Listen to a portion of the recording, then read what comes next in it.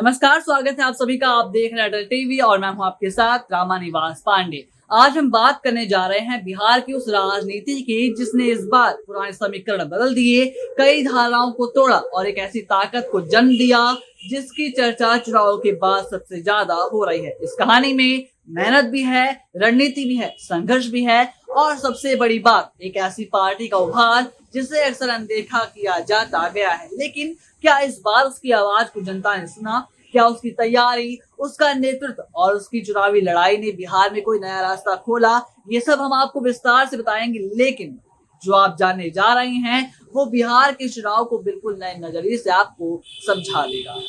बिहार विधानसभा चुनाव में बहुजन समाज पार्टी की हुई तैयारी, पूरे आत्मविश्वास के साथ मैदान में उतरी। मायावती ने 243 सीटों पर चुनाव लड़ने का ऐलान किया, जिनमें से 192 सीटों पर अपने उम्मीदवारों को मजबूती से उतारा, जो ये दर्शाता है कि बसपा किसी एक क्षेत्र तक सीमित नहीं रहना चाहती, बल्कि बिहार के हर कोने में अपनी आवाज को पहुंचाना चाहती है। रिकॉर्ड 67.13% वोटर टर्नआउट ने ये साबित कर दिया कि जनता बदलाव की इच्छा रखती है और इसी लहर में बीएसपी ने अपनी मौजूदगी का संकेत भी दे दिया। आरजेडी, कांग्रेस और समाजवादी पार्टी जहां मजबूती दिखाने में पीछे रह गई, वहीं मायावती की पार्टी ने पहली बार चुनाव को सिर्फ औपचारिकता नहीं बल्कि गंभीर राजनीतिक चुनौती के रूप में भी लड़ा है। बीजेपी, जेडीयू और चिराग पासवान जहां बड़े पैमाने पर सीटें जीतते दिखे, वहीं बसपा का लक्ष्य सिर्फ सीटें नहीं बल्कि वोटरों को अपनी वैचारिक पहचान तक पहुंचाना था और ये रणनीति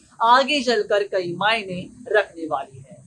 इस चुनाव में बसपा की सबसे बड़ी उपलब्धि रही रामगढ़ विधानसभा की ऐतिहासिक जीत। यहाँ बीएसपी उम्मीदवार सतीश कुमार सिंह यादव ने 72,689 वोट हासिल करके बीजेपी के मौजूदा विधायक अशोक कुमार सिंह को सिर्फ 30 वोटों के अंतर से बेहद रोमांचक तरीके से मात दे दी। ये जीत इसलिए भी खास रही क्योंकि 2020 में ये सीट आरजेडी सिर्फ 189 वोटों से हार चुकी थी। शुरुआती गिनती से ही बीएसपी यहाँ पर 4000 वोटों से आगे चल रही थी और कड़े मुकाबले में जीत ने पार्टी की जमीन पर मौजूदगी को साबित कर दिया। रिकाउंटिंग की चर्चाएं भी हुई और बसपा प्रभारी रामजी गौतम ने ट्वीट करके आरोप लगाया कि जीत के बावजूद सर्टिफिकेट रोका जा रहा है। अंततः बीएसपी की जीत पक्की हुई और मायावती ने इसे काशीराम के सपनों को साकार करने वाला कदम भी बता दिया। इसी तरीके से करगहर सीट पर भी बीएसपी के उदय प्रताप सिंह ने 56,809 वोट हासिल करके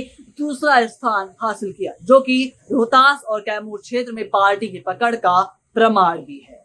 बीएसपी का वोट शेयर 1% से 1.5% हो जाना मामूली नहीं है। लगभग 5-6 लाख वोट हासिल करके पार्टी ने दलित, पिछड़े और मुस्लिम वोटरों में अपने प्रभाव को मजबूत किया है। पूर्वांचल और मगध क्षेत्रों में ये सीट शेयर 3 से लेकर 5% तक पहुंच गया और कई सीटों पर बसपा उम्मीदवारों की जमानत भी बच गई। तुलना करें तो बीजेपी को लगभग 20% वोट और 89 सीटें मिली, जेडीयू को 19% वोट और 85 सीटें मिली, आरजेडी को 22% वोट पर 25 सीटें ही मिली हैं। ऐसे में अकेले चुनाव लड़कर बीएसपी का 1.5% पाना भी कोई मामूली उपलब्धि नहीं है, बल्कि एक वैचारिक मजबूती का संकेत है। जानकारों का मानना है कि रामगढ़ की जीत और करगहर का प्रदर्शन 2027 के यूपी के चुनावों के लिए बिहार मॉडल बन सकता है। मायावती ने कहा है कि हम सामाजिक न्याय की लड़ाई को और भी ज्यादा तेज करेंगे और ये सिर्फ विधानसभा की जीत नहीं बल्कि